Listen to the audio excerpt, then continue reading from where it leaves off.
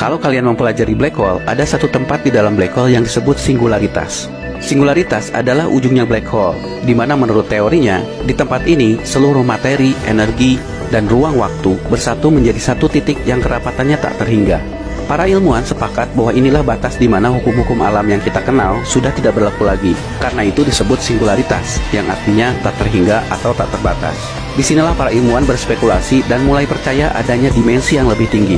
Secara sederhana, kita bisa menyebutnya gaib, sementara sains mencoba mendeskripsikannya dalam bahasa lain.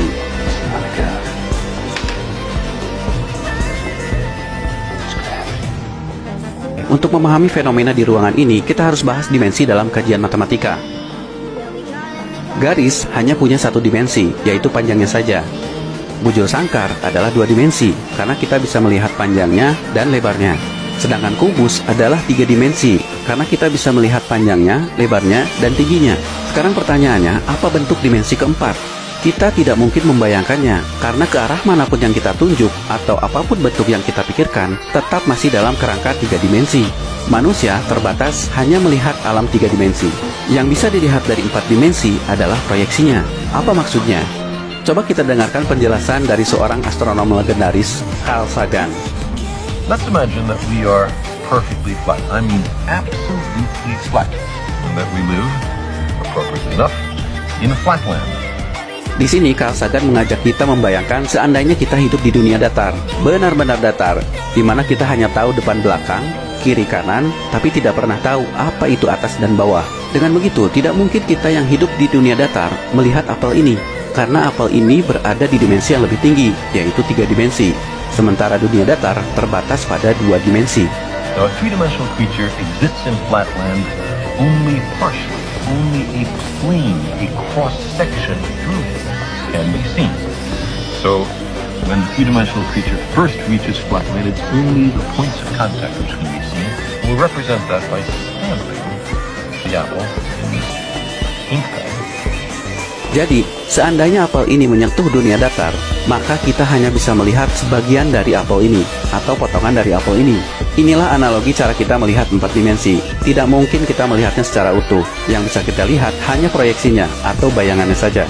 Kalau kita mengambil kubus sebagai bentuk tiga dimensi, kita bisa melihat bayangannya dalam dua dimensi. Ini lumrah di dunia kita karena bayangan kita sendiri pun bisa kita lihat dalam dua dimensi ketika kita terkena cahaya lampu atau cahaya matahari. Nah, dengan cara yang sama, harusnya kita bisa melihat bayangan empat dimensi dalam bentuk tiga dimensi. Bayangan empat dimensi dalam kajian matematika inilah yang disebut dengan tesseract. You are trapped in three dimensions. But what I can show you is the shadow in three dimensions of a four-dimensional hypercube or tesseract. Orang yang berada di tesseract akan melihat setiap sudut ruangan. Selain itu, dimensi keempat, yaitu waktu, menjadi realitas fisik di dalam tesseract. Kalau tesseract ini adalah proyeksi empat dimensi, mengapa Interstellar menyebut lima dimensi? We survived. Somewhere in their fifth dimension. Memang agak sedikit membingungkan. Tesseract ini dibangun dari empat dimensi, tiga dimensi ruang dan satu dimensi waktu, lalu diproyeksikan ke dalam tiga dimensi menjadi tesseract. Pertanyaannya, siapa yang bisa melakukan ini? Karena tesseract maupun wormhole yang nanti juga kita bahas bukanlah fenomena alam. Pastilah ada yang membuat dan menempatkannya di sana. Dan itulah makhluk yang dimensinya lebih tinggi, yaitu makhluk lima dimensi.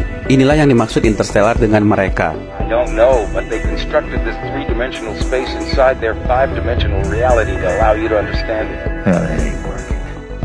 Sekarang pertanyaannya, kenapa Cooper bisa berkomunikasi dengan Murph melalui gravitasi? Kita sudah bahas di video sebelumnya bahwa dalam teori relativitas umum Einstein, gravitasi hanyalah akibat dari kelengkungan ruang waktu. Kelengkungan ruang waktu itu sendiri sebenarnya tidak bisa kita bayangkan karena ada dalam empat dimensi. Apa yang digambarkan oleh para ilmuwan seperti trampolin ini hanya ilustrasi. Poinnya adalah, dalam bahasa sederhananya, gravitasi adalah gangguan dari alam empat dimensi.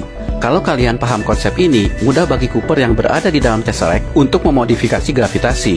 Dia tinggal menciptakan gangguan di ruang empat dimensi, yang kemudian bisa dirasakan oleh Murph sebagai anomali gravitasi.